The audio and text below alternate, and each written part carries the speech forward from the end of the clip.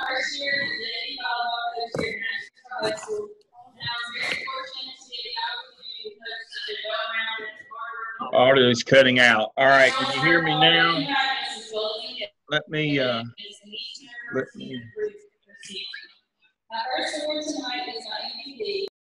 right, so I've muted everybody because I was hearing something in the background there. Hopefully, I'm not cutting out now. I'll get closer to the table. I'm about to cut the place out on the table here. Really closer. Here we go. All right, so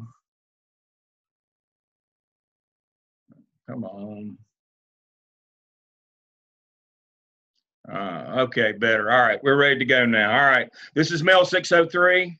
Joining us tonight is Dr. Steve Pickard. Dr. Pickard will be your CC2 this semester to work with you on your clinical coaching. He'll join us from time to time on Wednesdays. He may have individual sessions for you. Dr. Pickard, let me unmute you. Dr. Pickard, do you plan to do some additional sessions with these folks for CC2 work, for portfolio work?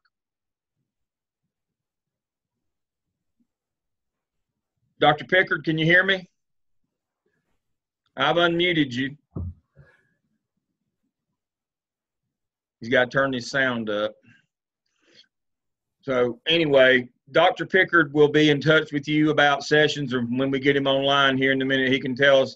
He will do some sessions with you also this semester. Welcome to Dr. Tallent's group, the C4 section. I will be your clinical coach this semester. Our first meeting will be next Thursday night, the 31st at 7 p.m. At that time, I will go over the task of the OMA more in depth. I'm going to cover task 1 tonight to get us kicked off, everybody. And then I'll mention the other 3 tasks of the OMA. And then next Thursday night, I will cover all the tasks of the OMA in depth. We'll probably take a week or so off, and then I'll come back and we'll cover more tasks. But remember, we've only got 10 weeks. I don't want to wear out your time on additional video sessions that you really don't need. So the plan is next week, which is the second week, and then I'll cover the OMA, and then in the 4th week, I'll cover the skip, and then in the 6th week, I'll introduce the CAP.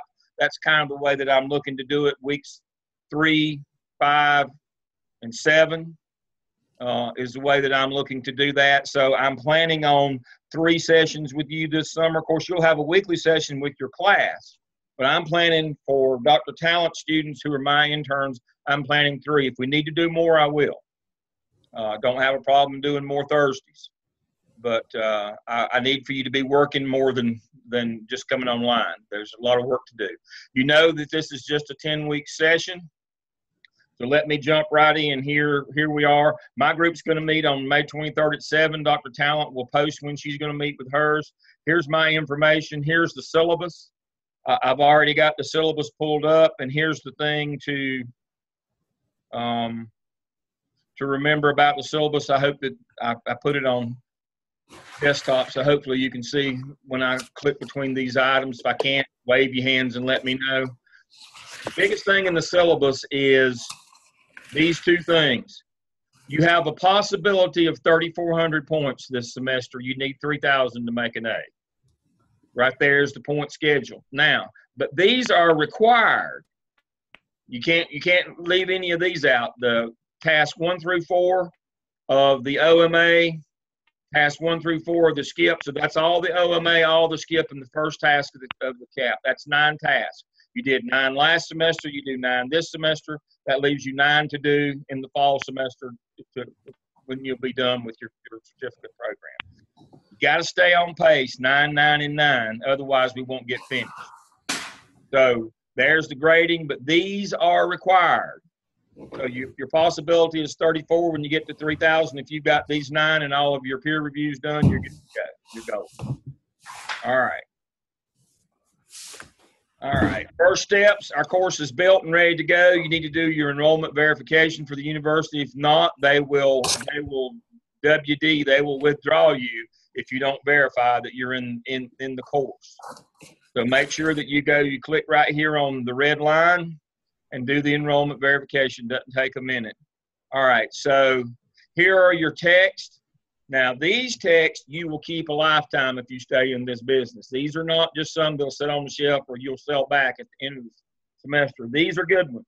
The Principal's Guide to School Law will be a desk reference copy for you. You need to keep it. And the other one is Resource Management, which is also a good reference book for managing your resources, those budgets, and those things. So these are two really good books. You need to get them as quickly as possible. Course policies and procedures are all listed here, and this is a link to a Google Docs, and here they are. And you know all this stuff already: academic honesty, netiquette, how you treat your fellow students when you're doing Zoom reviews, technology requirements, dropping the course, all those kinds of things, the grading, late submissions, the grading scale. All of these things here, they're in this document. Now,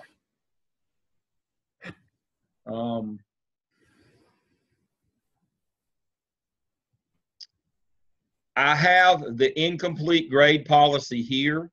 I also have the withdrawal policy. This is from the graduate handbook.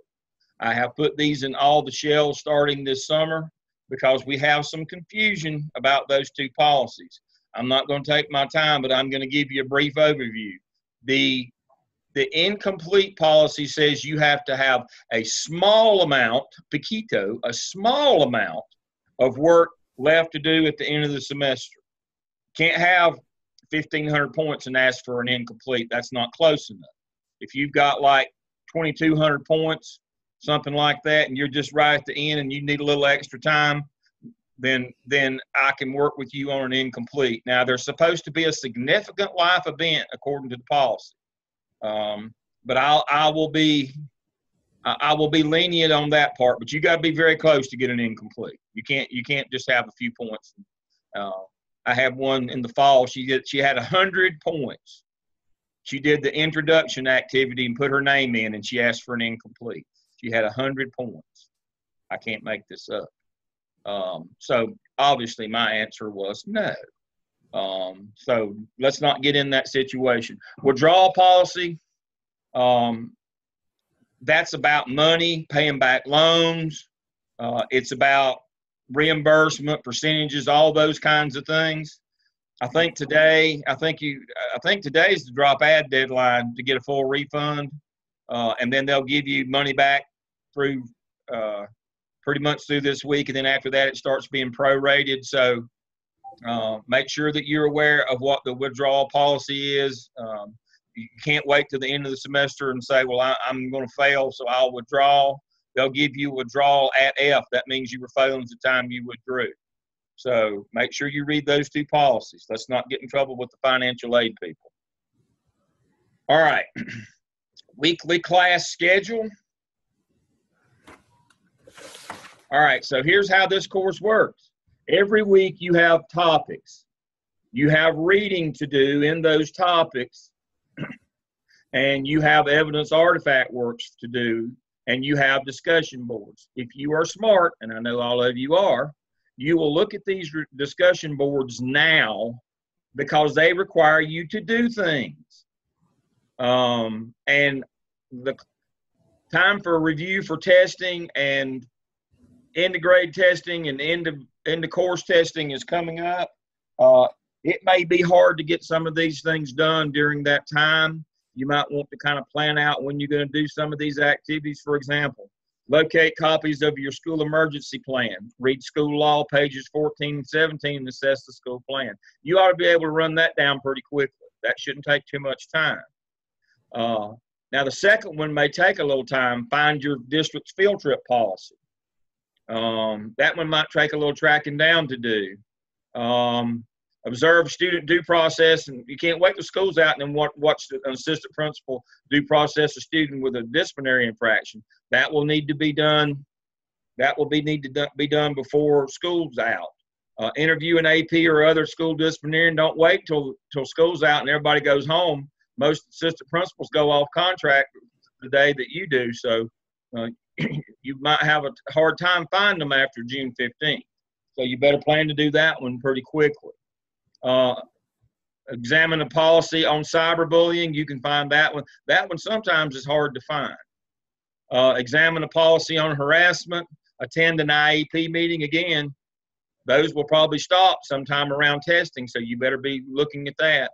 Interview the chair of your school's intervention team. Make sure that person doesn't get out the door before the semester's over, before you get that done. Interview an administrator about human resources practices.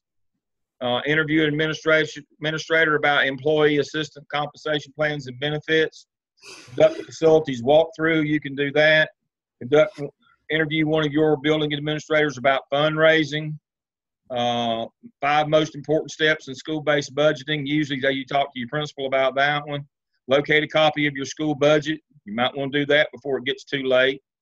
So you can see I have you doing things that are all law and finance related this summer. It didn't just read a chapter, write a sentence kind of thing. Let me pause and get these 2 chats. Are there specific questions for the interview? Do all policies have to be from our school? They have to be from your school or school district. Fundraising policy is a district-wide. Cyberbullying is district-wide.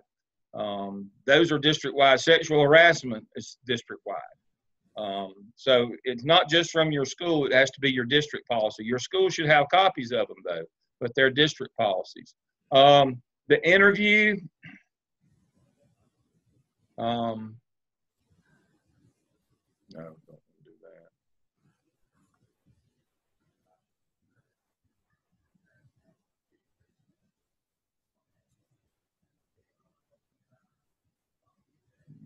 Let me go back.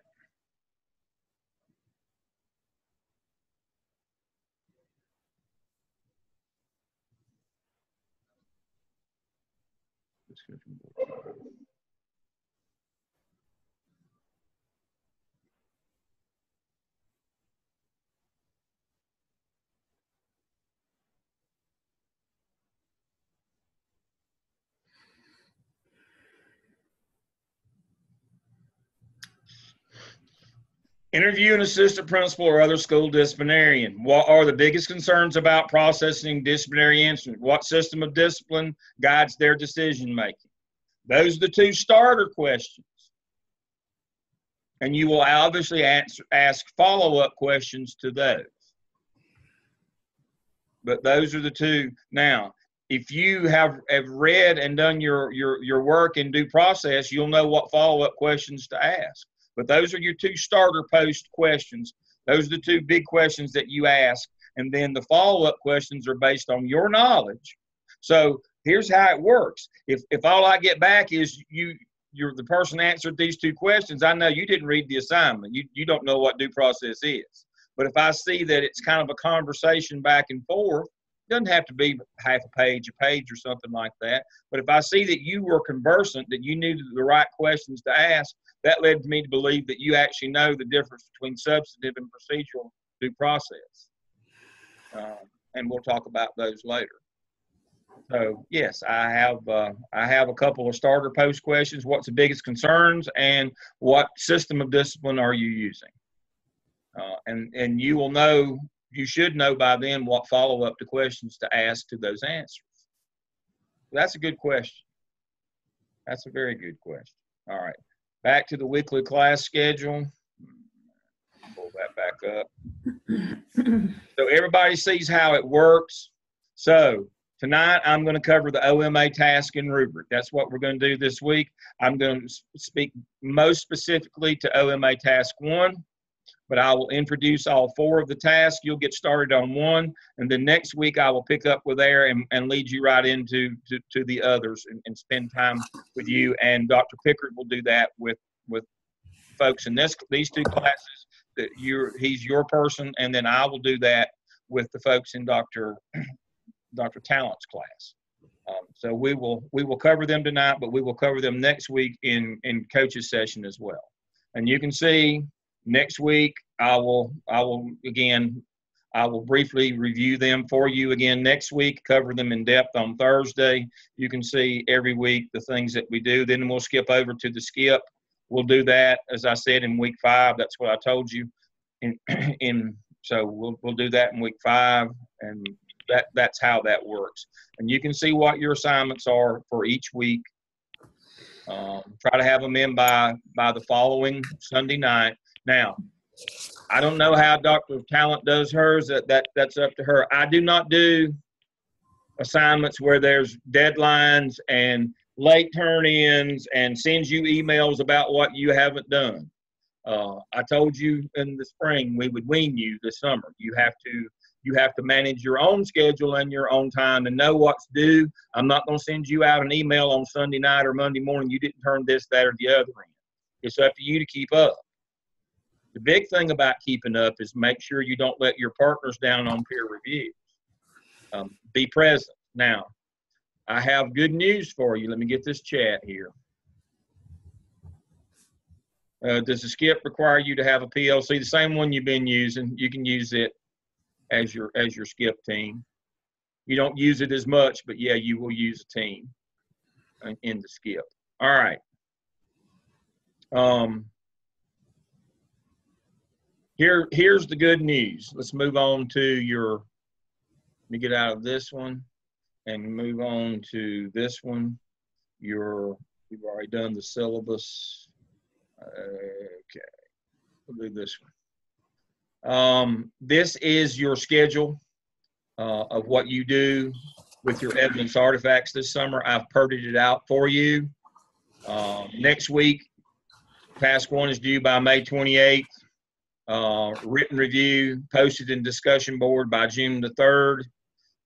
So you've got 5 days after you've got until the 28th to post yours in discussion board for review, and then you've got 5 days to review other people's work. Now, you only have to do 1 written review for task this summer instead of 2. That is the accommodation that I am making for you because of the time factor. So instead of when Dr. Pick say, when Cynthia posts her OMA task 1 and I go in, I only have to review hers. And if Carla puts hers in, I just do 1. I don't have to do 2 of my team members. I only have to do 1.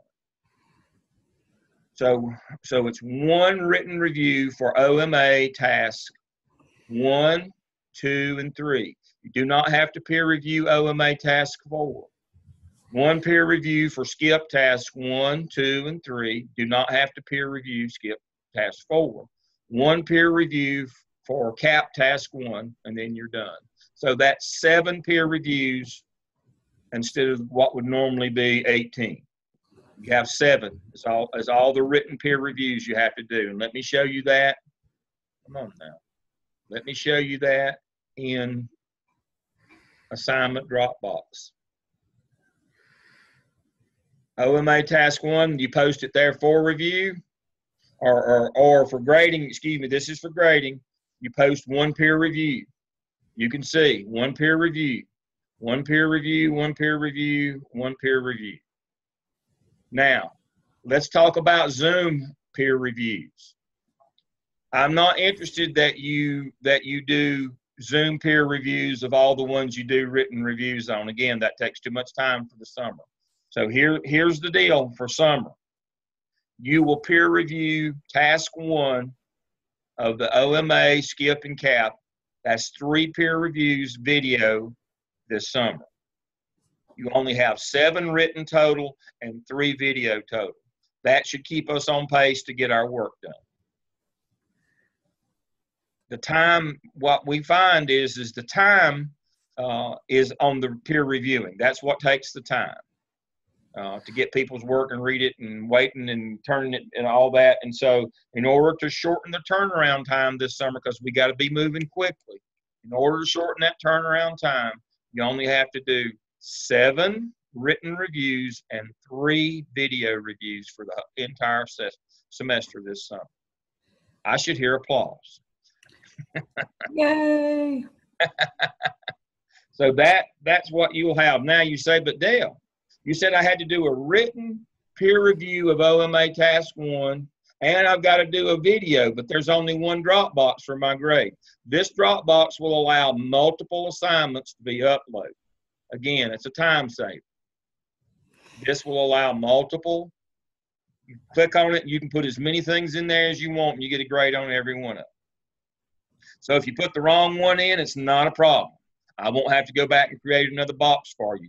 You can go in and take them out or add more in. These boxes, the peer review boxes, allow for unlimited attempts. So you can put your written review and your video peer review in the same box. Just a time saver for everybody concerned. Do we have the same group team we had in the last course? Yes. Don't have time for you to learn new teams and all that. Remember, we've only got 10 weeks this time. We have the same amount of work that's due in 17 weeks. You do the math. I know you know who your groups are. You're working fine now. There's no need. If it's broke, if it's not broke, don't fix it. Let's continue rolling with the teams you have. If you have a problem with your team, email me privately and I'll work on that one. But otherwise, you will keep your same teams and just keep rolling. I don't want to do anything that will slow us down. What if I'm coming in without a team? I'll need to join one. Yes, you will.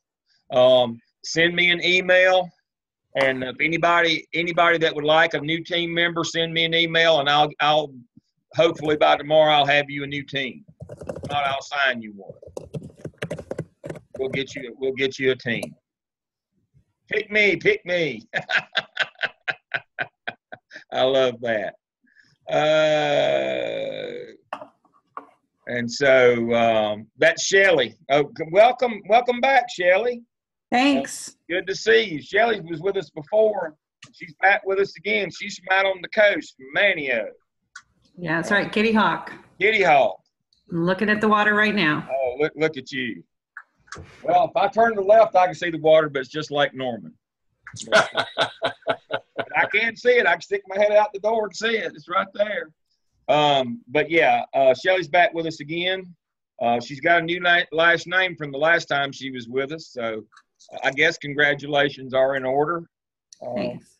Marriage is a wonderful institution. You need to be institutionalized. Yes, it is. Depends on the day, doesn't it? Yes, it does. I better not talk too loud.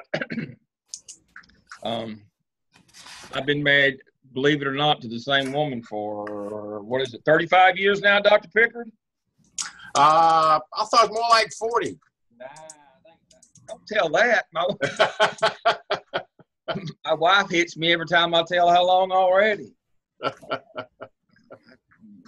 No, don't get me in trouble now. Yeah, it's been a long time, but it's been a wonderful experience. Good. Can you explain again which tasks require video conference? The first one in each of the three. Task one, task one, task one. OMA, skip cap. That way it's easy to remember. The first task in each of the three evidences that we're going to work in this summer require a video peer review. The first one of each of the three. So task one OMA, task one skip, task one cap. All right. Easy to understand and easy to remember. Let's see. Another question here. Can you? Yeah, I can. That was let me go back here.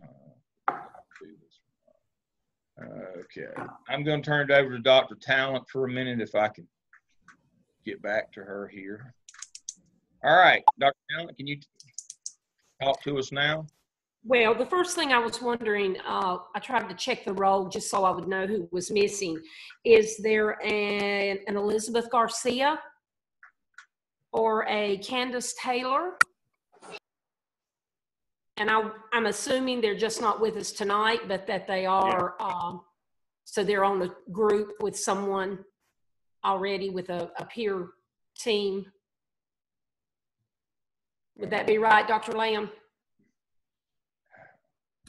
If I remember correctly, those two they may have withdrawn. Okay, we'll check up on that. I just wanted to we can check on them. Okay. We can check so on we them. Can follow up. Okay. I did see a question there about someone that had said which reviews require the Zoom, and it's the first one, the first task on each of the 3 that are due this semester: the OMA, the SKIP, and the CAP. You will do a Zoom peer review. So that's the 3 that Dr. Lamb is referencing. And so y'all will have to. Right, I apologize for my voice. I've had a spring, summer cold, and just having a hard time shaking it. So I appreciate Dr. Lamb doing the majority of the talking. Good. All right.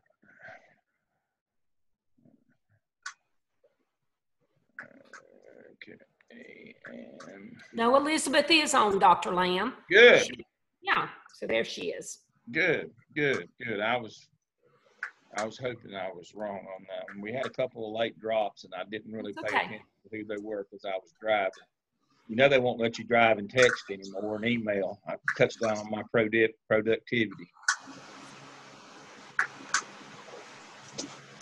And I'll do this in the other shell as well. So what I've done is I went ahead and marked these so that you'll be reminded. It says OMA Task 1 review and Zoom peer review. SKIP Task 1 peer review and Zoom peer review, and CAP Task 1. So I'll do that. This is the C2 shell. I'll do that. I'll remind myself to go to the C6 and do the same.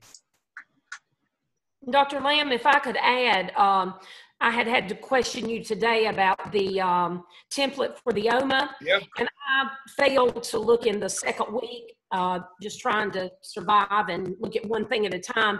But that template for the OMA is located in that second session. Yeah. Is it in session 1 continued? Yes, that's there where it was. Right there. Yeah. Week 1 continued. There's your OMA template and your example. That's correct. And just a reminder, so you will know there is not a template for the SKIP. Nope. And is that not right, Dr. Lamb? No template for the SKIP or the CAP. You're on your own. We're gonna put you on your own. And that's by design. By that time, you should be able to design your own. And you'll also notice when you get to the SKIP, I mean, this one is much less robust than the earlier ones. This is just put your work in it kind of thing on this one as well. We're trying to get you to understand that you should be making your own and writing your own notes about what's important. Usually when you're a principal and they send you stuff from the central office, they don't do it for you. They expect you to be able to do it. Let me answer some questions here. All right. Elizabeth is on now. Great. Elizabeth's on my team. Okay, that's why we were confused. She had a different name on here. It just shows my maiden name. Thanks everyone looking for me. All right, is there any way to have an optional Zoom meeting to discuss SKIP before week 5? Yeah, we'll cover it we'll cover it next Thursday. Next Thursday, I'll cover the OMA and the SKIP in the meeting. Now, I'll cover them briefly in class weekly, but when we go next week, we'll cover all of them, and I'll come on 2 weeks later and cover them all again. It's kind of redundant, but yes, we will cover them. And we will cover the SKIP. We will cover the SKIP next Thursday. The whole hour we'll go through each of the tasks, the 9 tasks next Thursday. All right. That's a great question. Yes, we will do that next Thursday. All right. So we've covered our weekly task stream schedule. You know the peer review process. Your forms are here. Here's the template for peer review. We've already looked at discussion boards. I'll go back to them. And there they are. And you know how to do a discussion board. You simply click on discussion board 1, create a thread. Everybody knows how to do that. Are your peer review the same submission? They're 2 separate submissions. You have a video that you submit, your YouTube video from having done your peer review, and then you have a written review. So it's 2 separate one's media, one's a Zoom video, the other is a written Word document. but they are of the same work. That is correct. Usually the best way to do Zoom videos is to do the written review, and then you just share what you found in the video. It goes a lot faster and smoother that way. So the thing to do is to do the written one and then go on video and just share it face to face rather than post it. That's by far the easiest. So much easier to do. That's correct. The Zoom videos is about learning to collaborate and share information virtually. That's the value of it. The actual written review is the value in terms of editing your paper. The Zoom review is just, can I deliver bad news virtually? Can I transfer and work in a virtual group environment? That's a big part of how we convey information now, is we do a lot of virtual team meetings. That way everybody doesn't have to come to a central location all the time. Schools are beginning to use those for a lot of their meetings rather than having principals and assistant principals out of the building all the time. They're doing a lot more virtual meetings. And that's what we're trying to do. Can we do discussion boards early? If you already had them done, it would make me happy. Yes, you can always do work early. Absolutely. You don't have to wait on anybody on things like that. Somebody's already, no, you don't have to wait. All right. Yeah, you can do them in any order you want to do them in, and you can do them as fast as you want to do them. That will make me happy. You can't be too fast this summer. I'm telling you, this thing's going to get away from us. It's only 10 weeks. When should we respond to discussion board each week? Do we respond to peers? That's optional. That's another time saver this summer. That's another time saver. I'm more interested. I'd like for you to read everybody's posts like I do, and I usually respond with a word or two. But no, I do not. I'm not doing forced submissions this summer either. You post yours, I read it and respond back to you. Hopefully others will read it as well, but you are not required to respond to anybody else's post. You can say, good job, thanks, I enjoyed reading it or whatever if you want to, but no, you don't have to respond to anybody else's. These are doing things. The learning is from you doing these things and reading what other people, because they're in different districts or different states, reading what they found in their district. Because what you're going to find about school law this summer, you have federal, state, local board, federal law, state law, local board policy.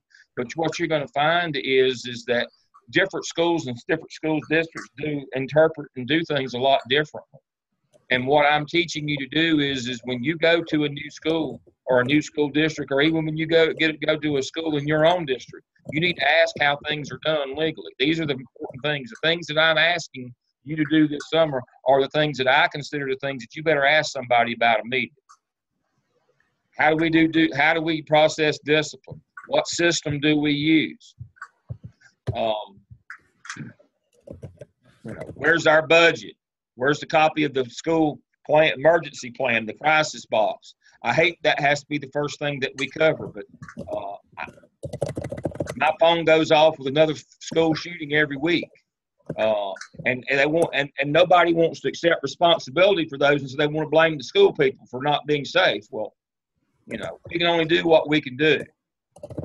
And what you're going to learn about school law this summer is I'm not telling you that adequate supervision and all these wonderful plans will stop these incidents. What I'm telling you is you'll be able to keep your job and survive a court case. That's my goal, is for you not to lose in court. I'm not telling you that having 1 to 45 adults to children in a cafeteria will stop school fights, but what it'll stop people from doing is suing you and taking your house when a fight does happen and somebody gets hurt. That's the important part. Is I hate to be that cut and dried about it, but it's just the truth. I don't want children to get hurt. I don't want anybody to get hurt. But the point is to protect yourself so that you don't get hurt.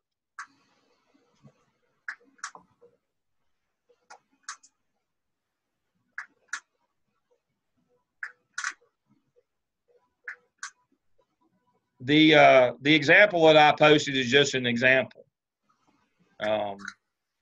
You know, I am trying to cut out the frivolous things, not frivolous things, but things that are replicable, that you do multiple times, that if you do it 3 times, is, you know, it's just as good as if you do it 6 times, or if you do 7 peer reviews, that's just as good as 18, because I want you to focus on the quality of your task.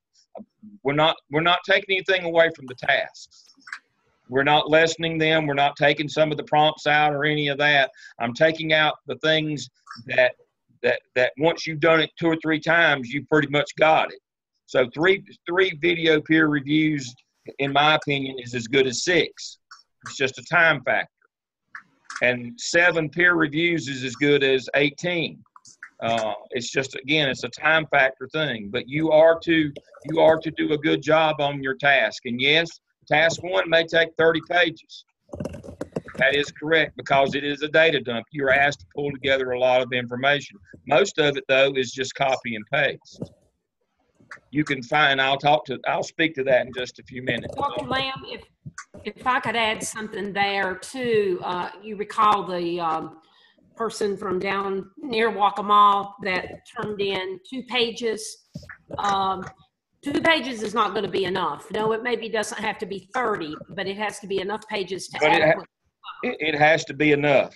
Yes. And now I'm going to be blunt. I'm not going to entertain a lot of this is too much work stuff. This is the work. This is the rubric the state has set up, and this is what we're going to do. We have some discretion over things like the number of peer reviews and the number of Zoom reviews and the number of discussion boards. I have some discretion over those. Do not have any discretion over the tasks. They have to meet the state rubric, period, or you won't pass. So if it takes 30 pages, it takes 30 pages, whether it's summer, spring, or fall. But as you're going to hear in a few minutes, a lot of that information is simply go and get it kind of stuff. It's not writing it kind of thing. But if it takes 30, it takes 30.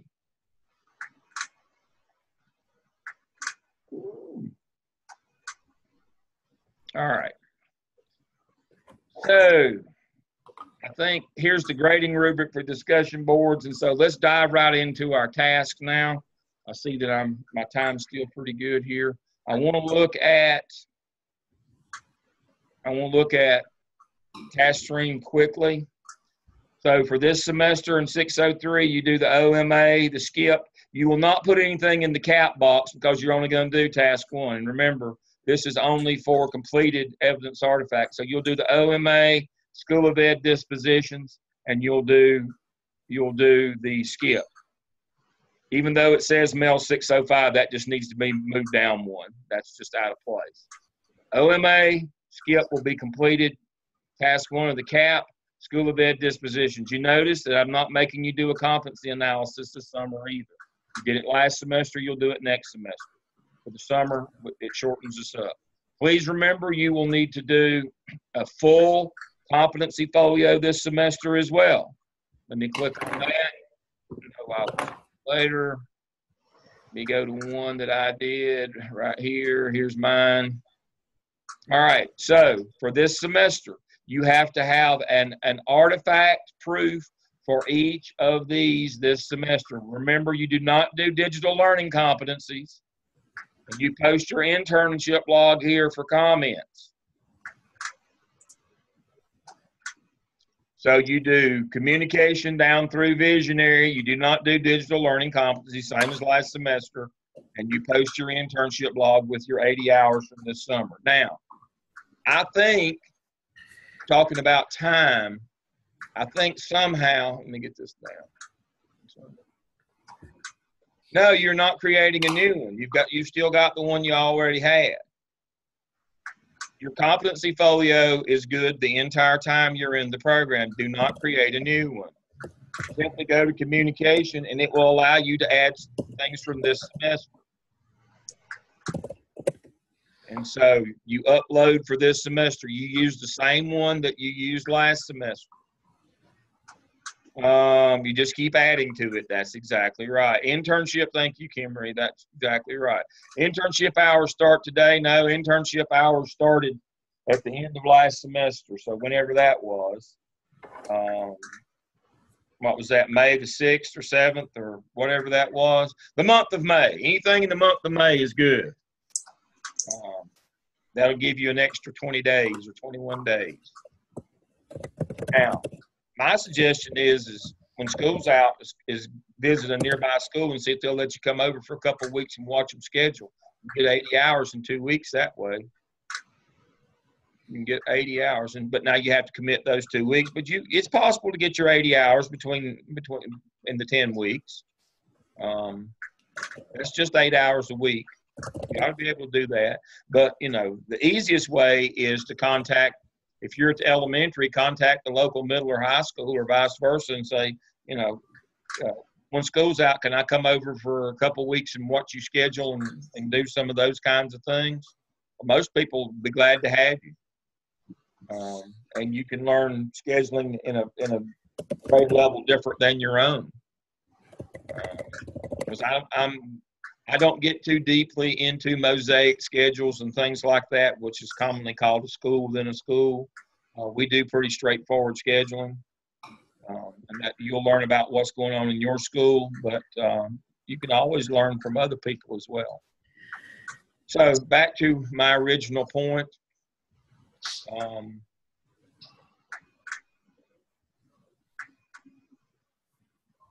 I'm working 8 days with our school summer program. Should those count? Yeah, they count. Where do we find the OMA exemplar?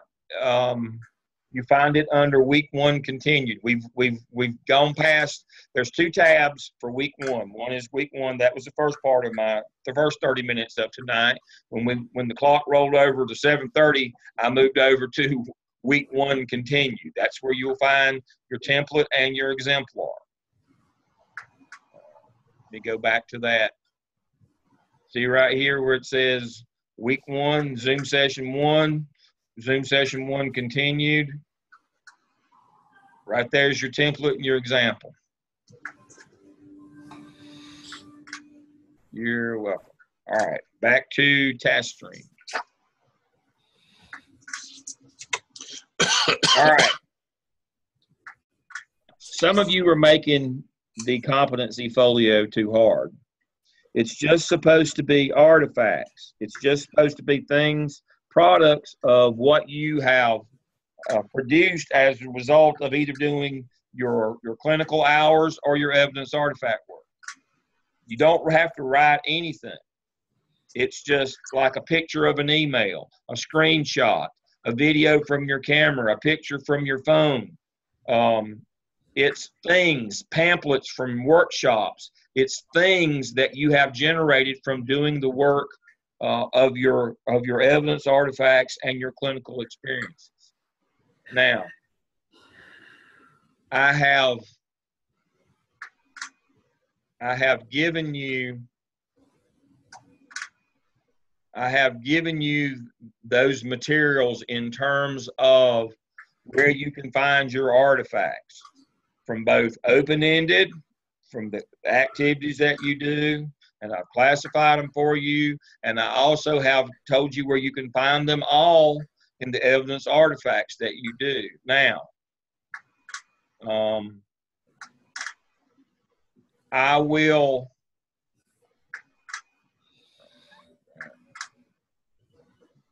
what I will do under course syllabus and program handbooks, I am going to I'm going to add those, and I'll email them to I'll actually put them in I'll put them in Dr. Tallent's as well. I'll do that for her. I'm going to put them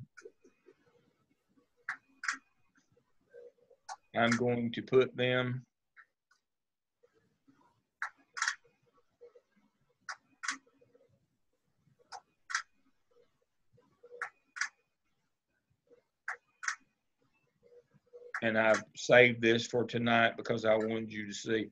Now, open-ended competencies That's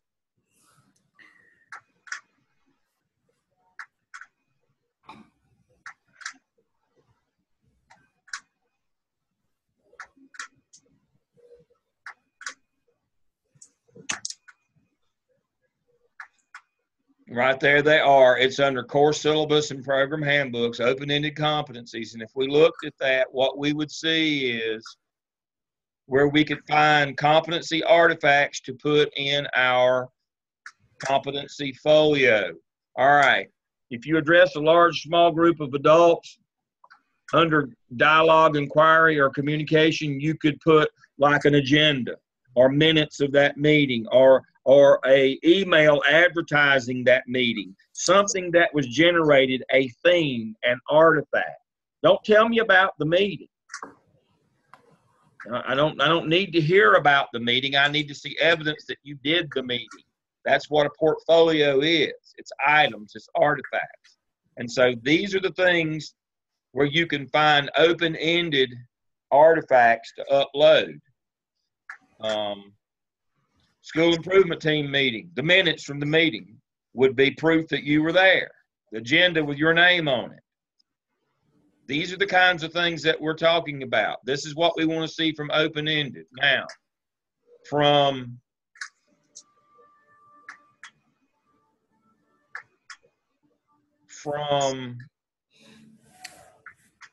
your evidence artifact work,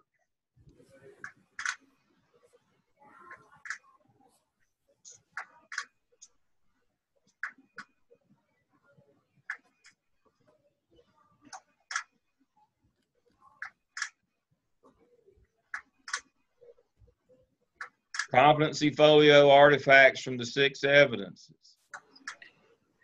That's why they're called evidence artifacts. The actual written narrative is the evidence.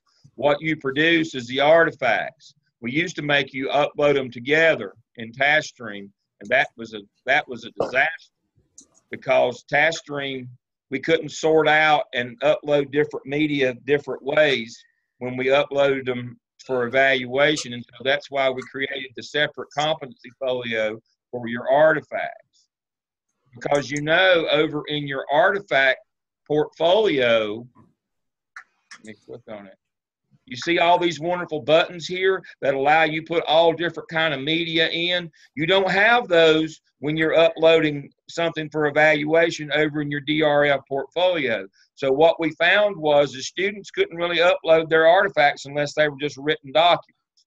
So we created a separate portfolio where you can upload anything here. If you've got text and images, anything with a P in it. PNG, which is a screenshot. PDF, or a JPEG, which is a picture from your phone. That's text and image. Slideshow is Prezi, PowerPoint, those Google slideshows. Attachments, that's Word documents and Excel spreadsheets. MP3 and MP4 videos, YouTube links, anything you've got, you can find a way to upload in your competency folio. We could not do that in your DRF portfolio. So you put your evidences in your DRF portfolio, you put your artifacts in your competency folio.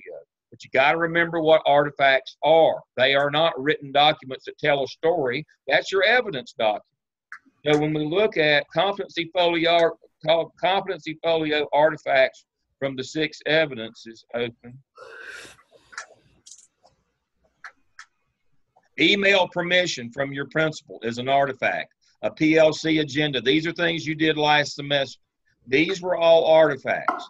From this semester, from the SCIP and the OMA, SACS reports, your NORCON report cards you pull data from, your school improvement plan, teacher working conditions survey data. All of these things, school budgets, TWC, composite scores from your EOG, school improvement plan, district strategic plan. These are all evidence that you collected those things up and did that work. So both of these documents, it's already in the, which one am I? I'm working in the C2 right now. Yeah, I'm working in, so C4, I'll put yours in there, and C6, I'll put yours in there later tonight. I will upload open-ended and artifacts from it. from your evidence artifacts. I'll put those in. They will be under, again, they will be under, down here at the bottom, course syllabus and program handbook is where you will find those. All right. Questions about where you get your artifacts to put in your competency folio. Questions about your competency folio. Don't let this be a big deal. It shouldn't take you toward the end of the semester when you've got all this stuff available. It shouldn't take you but a couple of hours to round it all up and drop it in there. We've got way too many people who are trying to write something else. You've already written your evidence. We don't want you to write something else. We want things in this portfolio. All right, moving right along. Better close that. As a reminder, every time you're working in task stream, log out. You can leave it up, but log out. If you time out, and it doesn't take that long to time out, it may hold you out for 6 hours before it lets you back in. But just as a caution, always remember to log out when you move out of it, even if you're coming right back. All right. Let's look at our evidence artifacts, what's required this semester. Let's start with the OMA.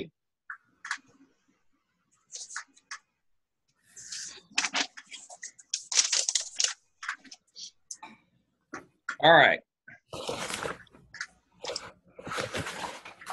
Students ask me all the time, is the OMA about creating a master schedule, a duty roster, and a supervision schedule for a school? And my answer is no. It's about creating a legal master schedule, duty roster, and supervision schedule for a school so that when you get sued, and if you're in the business long enough, you will be, that you don't lose your house when you go to court. And we'll explain that to you a little bit later this semester too. We now have a law, a tort liability law in North and South Carolina that you can be sued as an individual if you're negligent or something bad happens. You can't and you can't say, well, I'll never get sued because I'll never do anything wrong. Well, that's not, anybody can sue anybody at any time. The issue is don't lose when you get sued. So remembering that puts everything in context for this semester. In task 1, you are going to examine the school and its context, both internally and externally. In this analysis, organizational structures, management routines, and operations are included. You say, well, Dale, what is the organizational structure, management routines, and operations? Well, that would be your duty roster, your supervision schedule, and your master schedule, along with any other schedules or routines that you have in your school. You usually can find these in your faculty handbook. A duty roster is where you are, who's on bus duty in the morning, who's on cafeteria duty, who's on hall duty, who's on car lot duty. That's your duty schedule. That's for adequate supervision. That's a biggie in schools now is when anybody gets hurt, gets a hangnail in school, a parent wants to sue for inadequate supervision. Now, if you're the old school principal, I used to see some when I was first in the business who were dumb enough just to put sign-up sheets in the faculty mail room and say, sign up for duty during the day, and nobody ever did. You deserve to get sued and lose your house. If you've only got 3 teachers in a cafeteria with 300 students and the fight breaks out, they couldn't have stopped it if there'd have been 10 in there. But I'll guarantee you'll lose in court because you didn't have adequate supervision. That number is 1 to 45. Supervision schedule, afternoon and evening activities. They happen on your campus. You're responsible for them. You can't just lock the doors at 3:30 and say, oh, whatever goes on here is not my problem. Yes, it is. And I'll show you that later this semester with North Carolina Reporting Manual. You have to report what goes on your campus 24 hours a day, and you're held accountable for that. Not always fun. I had to be accountable for a car was driven onto a campus of school. I was principal long ago in Charlotte, drove it up underneath the catwalk from one building to the other and set the car on fire. I had to have burning of a school building on my report, which is a persistently dangerous. It counts against your persistently dangerous classification. When I was in central office in CMS, I had a police chase just going down the street. Car pulled up into the schoolyard and wrecked. He had drugs and alcohol and a weapon on him. And so the school had to report a weapon. They had to report the drugs and the alcohol. It occurred on their campus, and they said, didn't have anything to do with us. Doesn't matter. It happened on your campus. I had a principal that we had to have a serious come to Jesus meeting with because he didn't want to report a student suicide because he said it happened after the bell rang. Kid got bell rang at East. Well, I better not say East Mecklenburg High School, but a bell rang at a high school. Student went out. Unfortunately, this is not. I'm not joking. Went out and got in his car, and while the kids were loading their cars to leave to go home, and the buses were loading, he took a gun out and killed himself. And the principals didn't want to report that, claimed that because the bell had rung, that it didn't count. And I was like, that child is still dead. It happened on your campus. That's the state and federal law. This is awful. This comes through state law, but it originates in the Office of Civil Rights, which is federal law. You can't ignore that. You don't have discretion. So the idea is to have the schedules and the people and the systems in place to deal with problems. They're going to happen anyway, but the idea is not to lose your house over them. So that's what we're talking about. So when we look at contextual analysis and those things, but we'll look at our prompts here. The candidate will research and develop an analysis of school context, internal and external. So we want to hear about your community, your average income, housing, demographics, those things. You say, God, that's that. Your school has a document. It's either Advanced Ed or it's SACS. It is an accreditation document. It has all that information up to date in it. Let me say that again. You have an accreditation document at your school. All that information will be in it. The rest of the information that you need for the internal will be on your state report card. If you know where to go and look, yeah, it'll be several pages, but it's just a copy and paste. If you know where to go and look, it's easy to find. You want the information from your SACS report on your school community, and you want the information from your state report card on your internal information about your school. So if you go find those two documents, it's fairly easy to get that information in a quick manner. Duty roster, supervision, master schedule. Master schedule is the heart of your school. Whoever makes the master schedule runs your school. So if your school secretary does it, she's in charge. We're going to teach you how to do a master schedule the right way this summer in terms of how you put together a process to develop a master schedule, not eeny, meeny, miny, mo. That's not a process.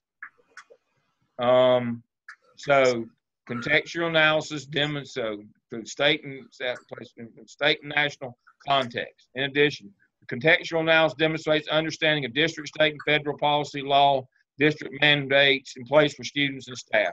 That's all the things that are in your faculty handbook. Faculty handbook, that's where all that information comes from. So that's the third document you need to find, your faculty handbook. Critique of current structures and procedures in terms of equity and transparency. You need to do a quick audit of all of your exceptional learners. Now that's not just EC. Let me say that again, exceptional learners, that would be EC 504, limited English proficiency, Title I, and gifted. Those are your 5 exceptional populations. Those are the 5. Let me say them again. Exceptional children, 504, gifted, Title I, limited English. Those are your 5 federal programs. Those are your 5 federal programs with your exceptional learners. You need to tell us which of those you have and do a quick description of those. That information is also should be in your school handbook. And then the contextual analysis clearly describes the school's budgeting processes and procedures along with how much your school improvement team gets to participate. So if you've got your SACS report, your state report card, your master schedule, your duty roster, your supervision schedule, and your faculty handbook, you're golden. Now, if your faculty handbook does not contain the review of your exceptional programs, you'll need to do that on your own. But if you have those 5 documents, all that information is there. And yeah, it's sometimes more than 30 pages, but it's not like you had to write it. It's a go and find. This is a scavenger hunt. Prompt 1 of task 1 is a scavenger hunt. Just go find all this information because we're going to be using it later on. So it looks like a daunting task, but in actuality, it's not a lot. All right. All right, so that's task 1. Gather up all that information. That's all the management routines from your school. The first 2 of your evidence artifacts, the AppSell and the AppTell, was all about leadership. The OMA shifts gears to management, routines, law, policies, procedures. This is how you actually run a school on a day-to-day basis. That's what you're learning this semester. This semester is about how you run a school on a day-to-day basis. It's not about vision and mission and all that other kind of stuff. This is about getting it done, having school every day. Bell ring, go to class. Bell ring, go to next class. How do we handle disruptions in that? How do we handle all these things? How do we make sure we're supervised? We know where our crisis kit is, what our emergency plan is. This is day-to-day operations. This is staying alive and out of jail and not losing your house. Okay? So that's prompt. That's task 1, prompt 1. That's what I expect in that. That's what that exemplar has in it. But most of that work, if you go back and look, is copy and paste. If you have those 5 documents, you're golden.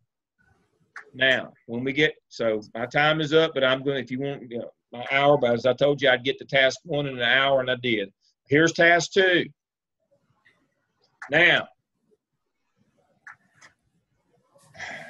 this is a good place to end tonight. I want to mention task 3 right quick. Prompt 1.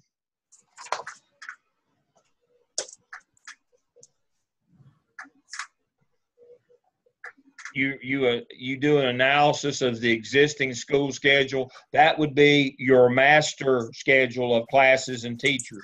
Who teaches what, where, and when. That's the master schedule. That's what you do in prompt 1 of task 3 is you're working in your master schedule now. But I want you to read assessment of the current scheduling procedures, strengths, and areas for improvements. It's strengths and weaknesses. We don't like to use that word weakness anymore.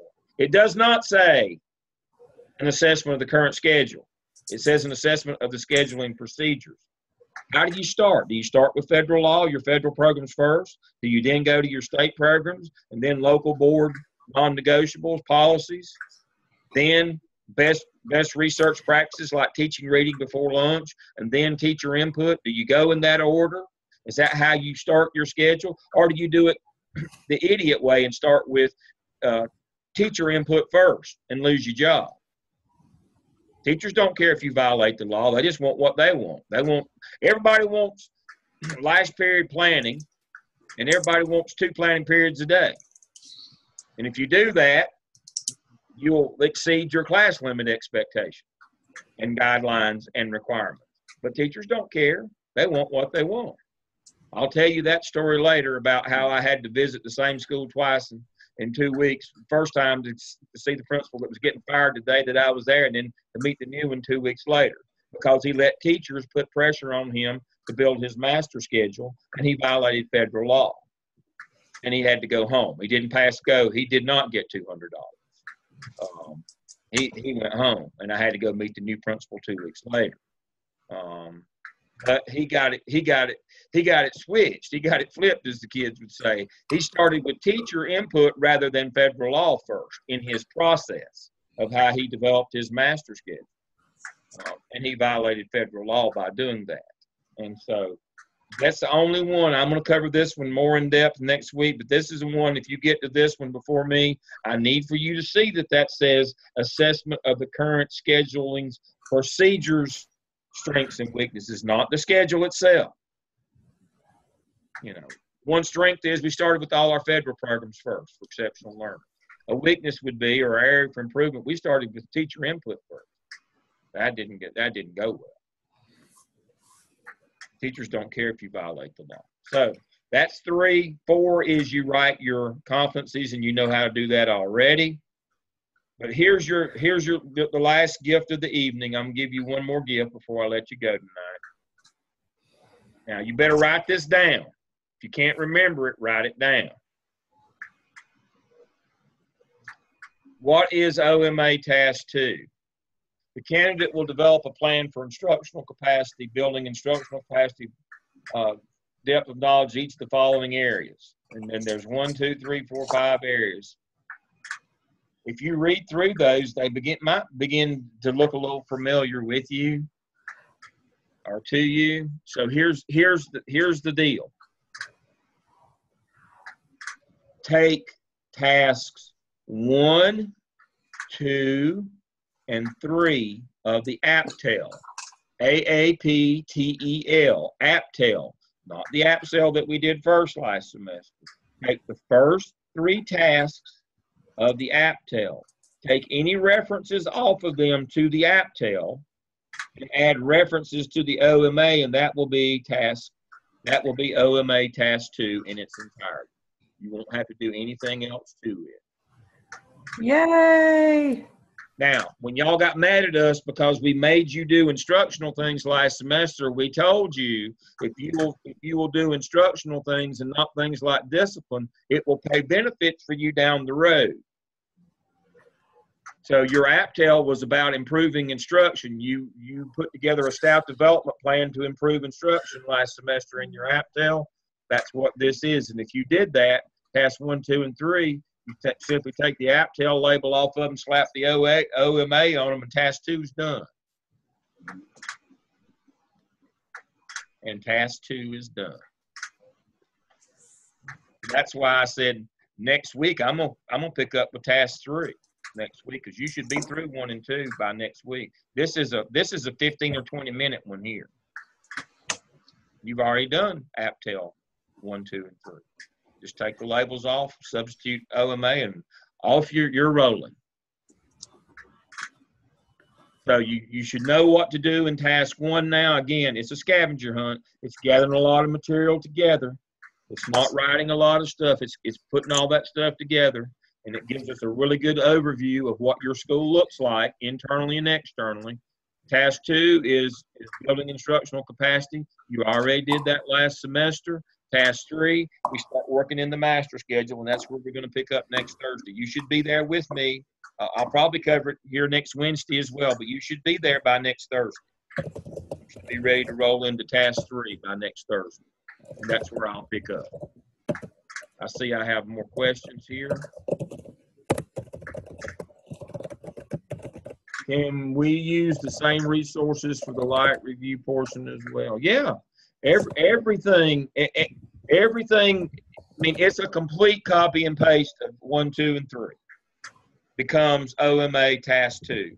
APTEL Task 1, 2, and 3 become OMA Task 2. If you follow the directives that we gave you last semester. Now, if you based your plan on something like PBIS, you were going to improve that, it won't work. This is only about classroom instruction. And don't argue with me that PBIS is about classroom instruction. It is not. People want you to believe that. That's the same as the checks in the mail. It's my first time, you know, that kind of stuff.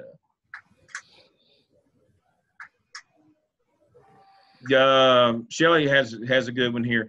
You're exactly right. If you do a blue ribbon schools, all that stuff comes out of your state report card and your SACS and advanced ed report. That's where that information comes from. That's exactly what it is. It's like writing a school's blue ribbon report. That's what OMA Task 1 is. What's based on. Cool. That's exactly what it's based on. We didn't just pull this stuff out of thin air. There's a reason why we had you pull all that together in task 1, because that's what you'll be asked to do when you do your school reports.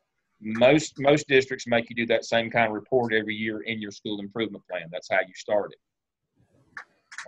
That's the first section of your school improvement plan is what we ask you for in task 1. Same thing, Blue Ribbon School Report. There's a reason why we have you do that.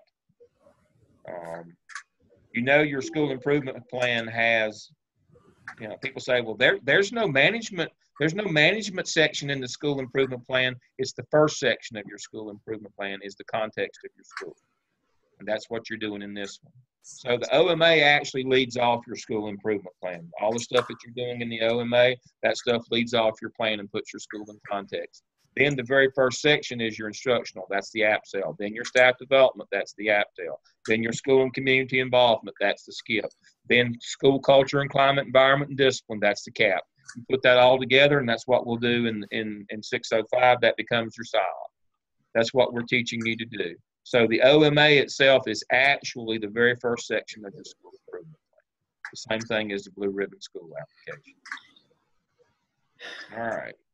So list the 5 documents you need. You need your school report card, state report card. You need your accreditation report, either SACS or Advanced Ed, according to what state you're in. You need your duty roster, your supervision schedule, your master schedule, your teacher handbook. Those are the things that you need.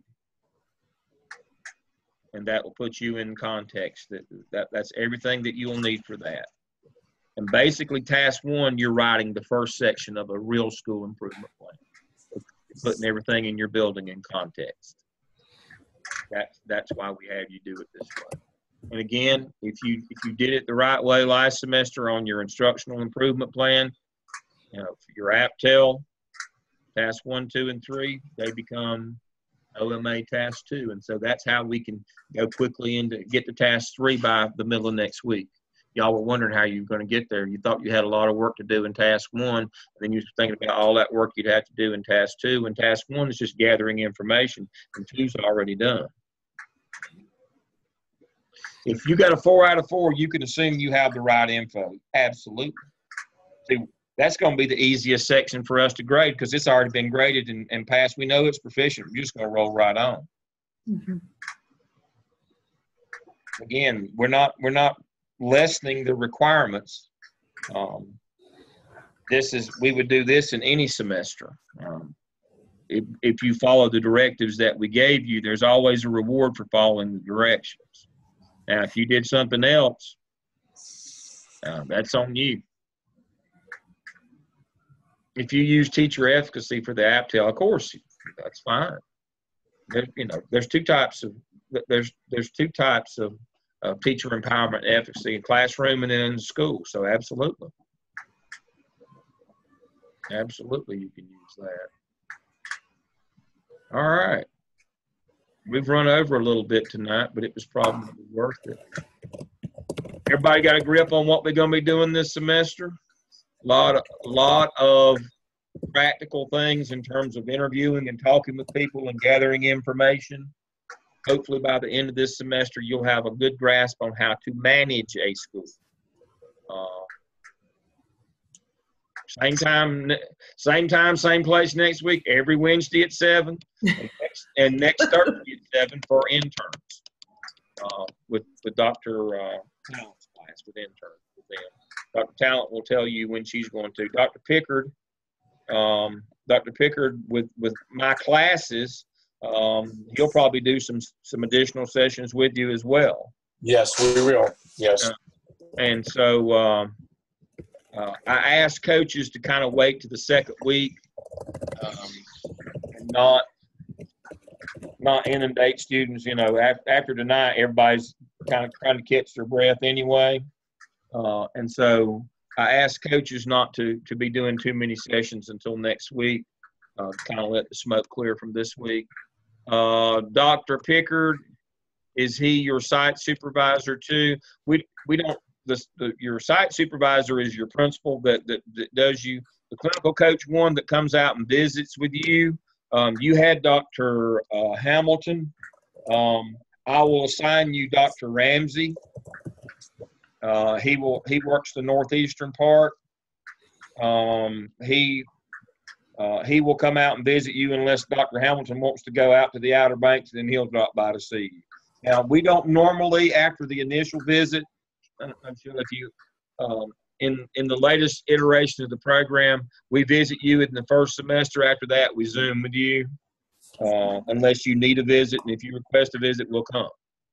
And that will probably be Dr. Ramsey, as I said, since he lives out that way.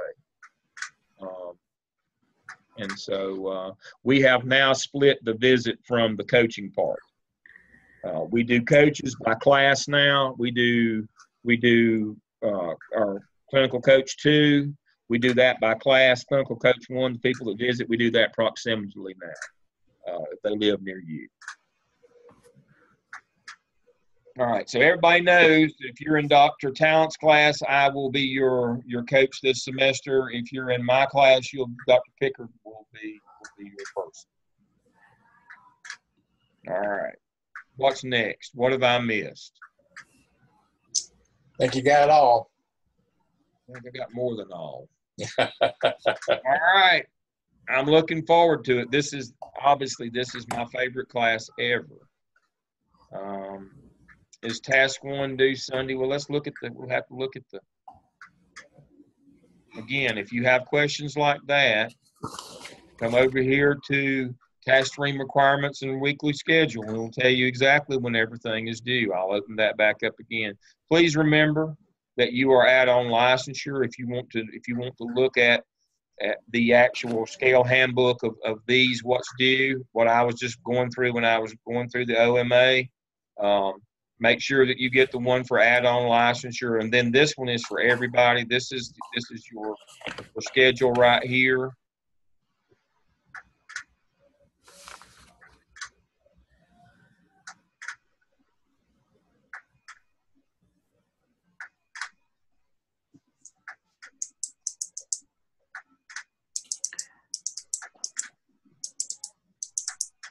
All right, so task 1 by May 28th. So May 28th is what? Is that Sunday? Next Sunday? This coming Sunday? Monday. Week from Sunday. In discussion Monday. board for peer Monday. Monday. Monday. 28th. That's by Monday. So you got an extra day till Monday, and then folks have got 5 days to peer review it. But see, now here's the beauty of this. Because task 2 is just to simply take the labels of AppTel off, I'll give you a little extra time on that one. I'm not going to hold you to 20. Again, I'm not going to go behind you. I'm not going to hold you. I'm not going to send you emails or close these out and say late work or whatever. They're open now. You can put it in tonight if you wanted to. But I'm just mostly interested that you have tasks 1 and 2 in there by June 4th. And task 2 is going to take you about 15 minutes.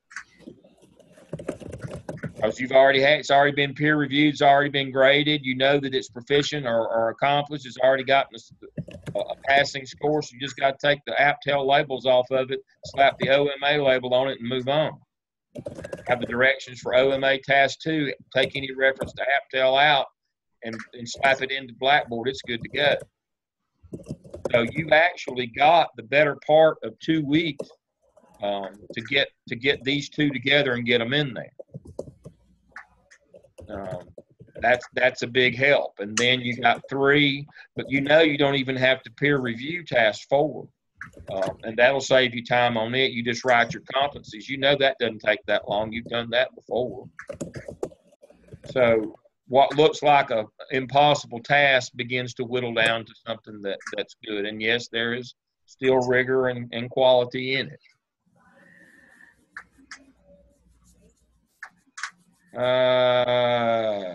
No, your AppTel hadn't been in there since the beginning of May because I checked today. And I'll check again in a few minutes. That's a problem.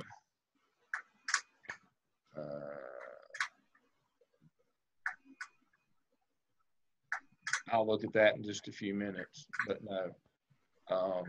There's a problem with that, I can tell you, because all work was graded as of this morning, as I was in. All right, I'll take a look at that one. Let me write that down. All right, I'll have you this video in about an hour. You can go back and look at it again. It will also be posted under Zoom session 1 right here. I will post it there later tonight. And for those of you in the 4 and 6 sections, I will add the materials that I added in this one tonight. I'll have those, and I'll put that in there. And I'll check on that. All right. Anything else for the good of the group? Everybody behave yourself this week, and I'll see you next week. I enjoyed it. Good night.